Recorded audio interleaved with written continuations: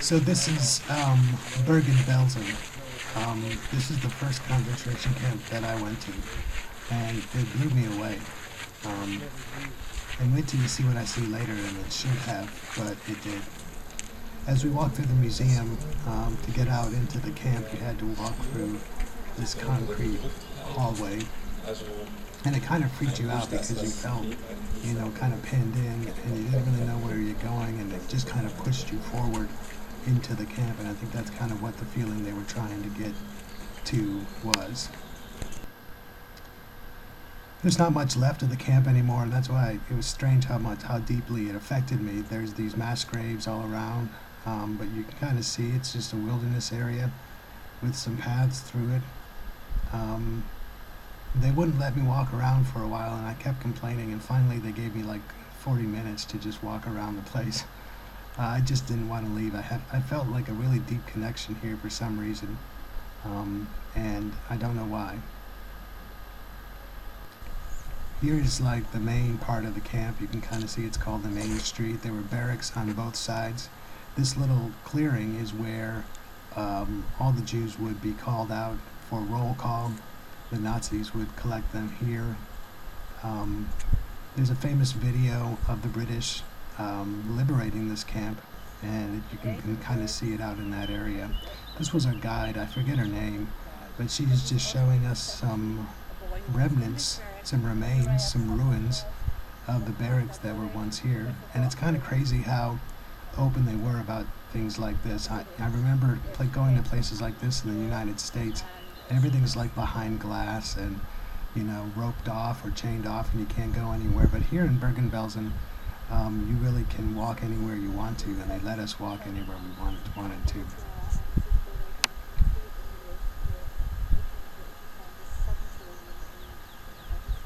There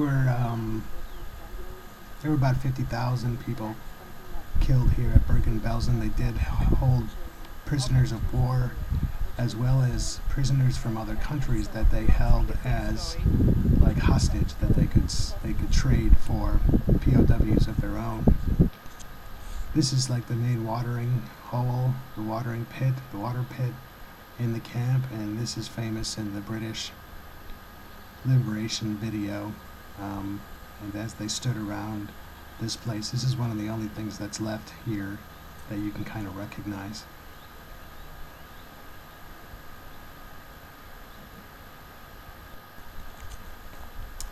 Here I am off by myself, walking down the path, looking at the ruins of the bricks that are still there. And again, for some reason, I really felt a connection to this place. And it was hard for me to be around other people at this point in time. I just kind of wanted to be off to myself and kind of figure out what I was feeling and looking at. But they wouldn't let me. They kept me with the group the whole time.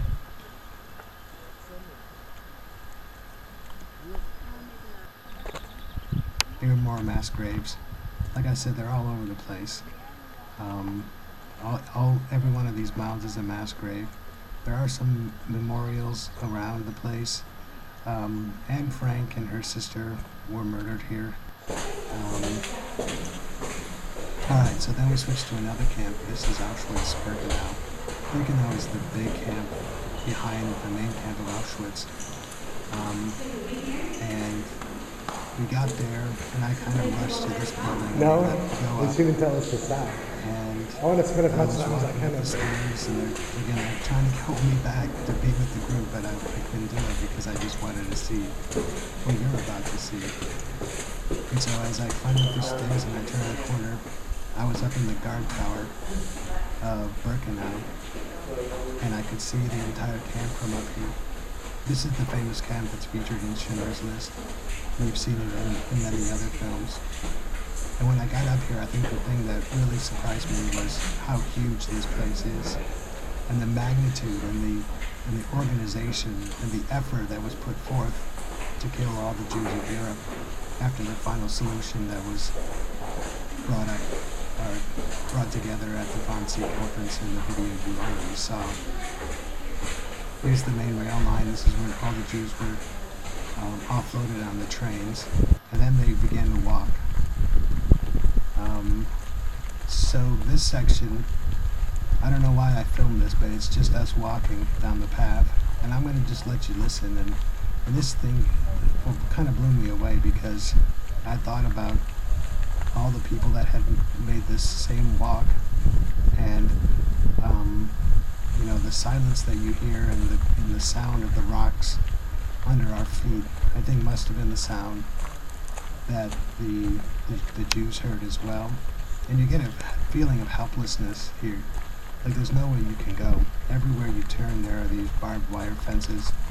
And I'm sure at the time there were guards and, smells and smoke and just things that confused you. Auschwitz is an amazing place. This place will affect you like no other place on earth. And usually not in a good way. Or maybe it is a good way if you can take something good out of it. Here's an example of one of the train cars that were used, that came in here every single day. Here we are making this walk. The people here at Birkenau are reasonably assured that this is the same walk that Elie Wiesel made. And so they would come off the train, they would get herded together, and then they were made to walk down this path. You see, one of the teachers in our group is Jewish, and she has this Israeli flag around her neck as a sign of defiance for what all this place stands for. All these remnants here were barracks that have since either deteriorated or burned down, but the fences still remain. And here we go walking down this walk, and like I said, this is the same walk that I'm sure many other people have made and strayed into the gas chamber, which we'll get to here at the end. They were killing up to 15,000 people here a day at the height of the Holocaust. By the end of it all, 1.1 million people were murdered here in Auschwitz-Birkenau over the course of the Holocaust. I'm going to shut up now, and I just want you to kind of listen to the silence of what this might have sounded like.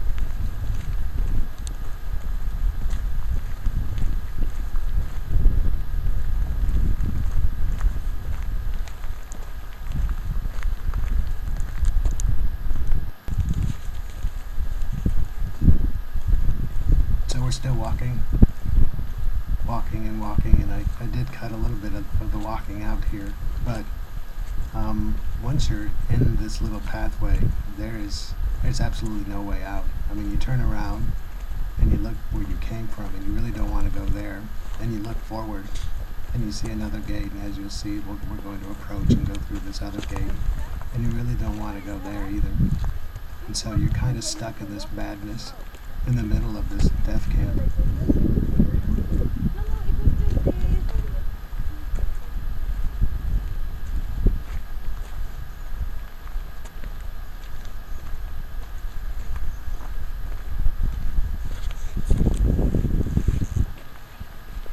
And it seemed like we had been walking for a long time.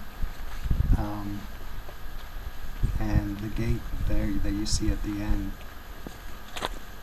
came to us very slowly. I think we wanted to get out of there, but we just couldn't get out of there fast enough. No matter how long we walked, it didn't seem like it was getting there any faster.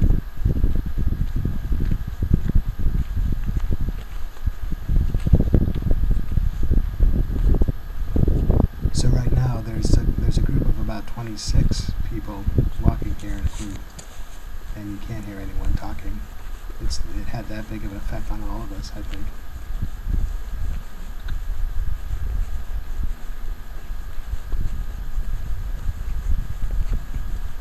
Interesting story, at the end of these gates there were these big water pits, and they were put there because the Nazis had taken an insurance policy out on this camp, and the insurance company required these water pits in case there was a fire.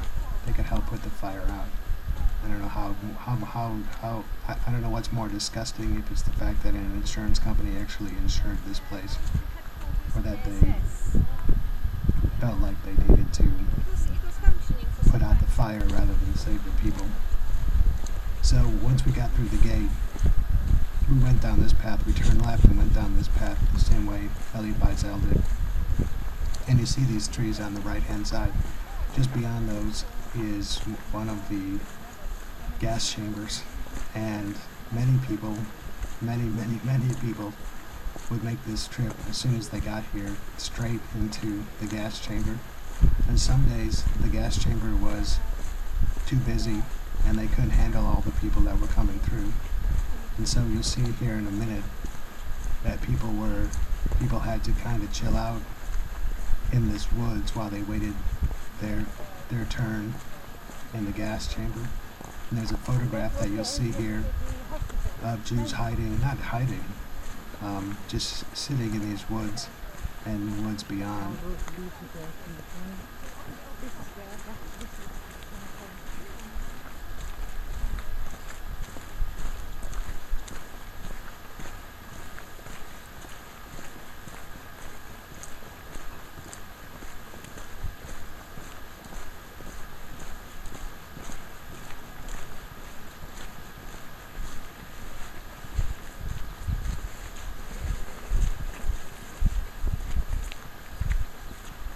I think I like the fact that it was a cloudy, rainy day while we were there, simply because I think it added to the emotions. And here's the picture of the woods behind the Jews waiting to enter the gas chamber.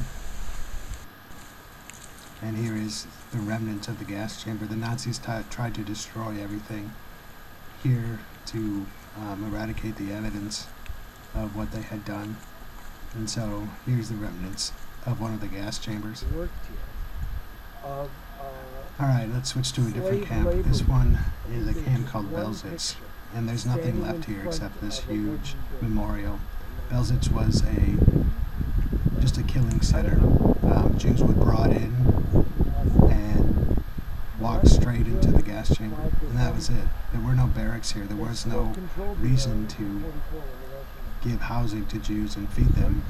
They just got off the train about 1,600 yards away, right near the town of Belzec, and then walked here straight into the gas chamber. And it's funny, I don't know if the video is going to show it here, but when you get to the top, you can look out over the town of Belzec, and there were people who could go up to a hill just outside of town and look into the camp and see what was going on. Here's me just walking around the place. This was usually before every camp that we go to, they tell us a little bit about what we were going to see. This one they didn't tell us anything, and so when we got here it kind of blew us away. The visual desolation of this place, the darkness of it, kind of blows your mind. These are all the little towns that victims that were killed here were from. The gas was different than in Auschwitz. Here, you had an engine that was adjacent to the gas. These go all the way around the entire memorial. The bodies would, after a certain amount of time, you'd hear no noise. You'd open the gas chamber, and Jews would then have to take the bodies out and burn them. There was no crematorium. You would literally, you buried them first, but when Himmler ordered the erase of evidence, they were taken out and they were burned in college. It was very quick. You came here, you basically went right to your camp. That was what was revealed. I think you get the feeling of the immensity of this whole endeavor by walking around these places and thinking about what happened on these grounds. And I'm so glad they built these things like this so that they will never go away. We'll never forget. There's these reminders of what can happen. This is when you get to the back of the memorial, you can go down some stairs, and you're kind of down under the ground, stuck here, and you get again this feeling of isolation.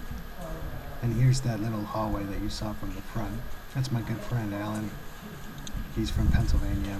He's a great man. And these are the only other guys that were on the trip. There were like 18 females and these 4 or 5 guys. So we kind of stuck together pretty well. When you're on a trip like this and you experience things together like this that are emotional and impact you on many different levels, it kind of brings you together. And us guys, we have talked a lot through email and Facebook and all that since we left the trip, and we're trying to find a way to get together again. So I guess that's one of the good things that comes out of studying these things, or at least talking with people who share your same interests and have the emotional connection that all of these guys and females that went on the trip did too.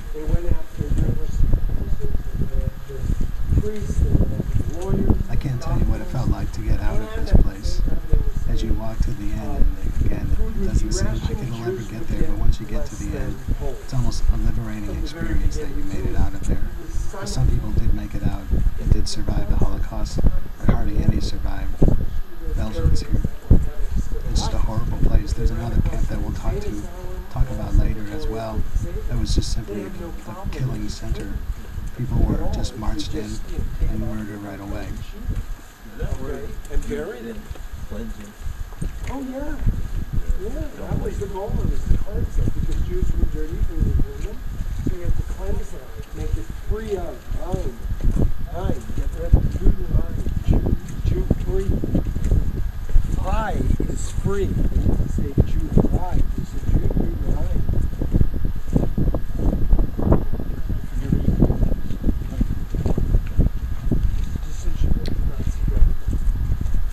That's Bernie in front of us. Bernie's from New Jersey.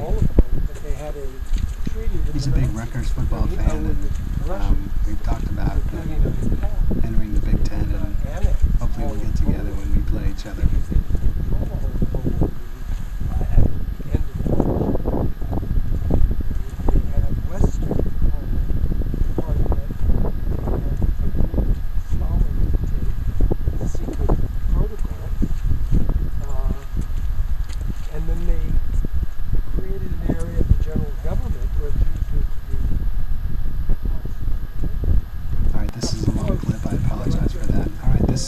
It's called Majdanek. Later on.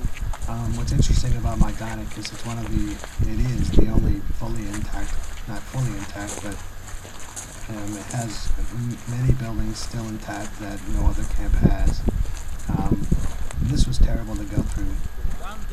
They have a gas chamber that's still, that was still left standing after the war. Here we are about to go in, and I can't tell you what this felt like to be inside this building and seeing all these things. In fact, like, this is not the gas chamber. This is just one of the rooms entering, and I don't think I have a video for the gas chamber because I guess I didn't know what I was doing. I mean, here's the room that you go into. Some Jews were sent out the door to the left, which was sent to a barracks. But if you were sent to the door on the right, that one down there, you were heading into the gas chamber. And for some reason I couldn't figure out how to push play and push stop. Alright, this is the last clip that I want to show you, and this is deep in the Holocaust Memorial in Berlin. And this is an amazing place. It's all these huge black granite stones from different heights and all that, but set symmetrically into the ground. People walk through and they get lost, and no one really knows what the point of this is, but it was a very powerful thing for me, honoring the 6 million Jews that were murdered during the Holocaust. And don't forget the 6 million other people, like the mentally handicapped, physically handicapped, gypsies, homosexuals, and other people. That was my friend Matt Roselle. I wish I could tell you about him because he's done some amazing things as a teacher. And maybe we can connect with him in his class sometime. I think we should. So this is just a sliver of some of the things that I saw during my trip, and hopefully when I get back, and we start talking about the major project that we're all going to work on together, I can show you some more of these things.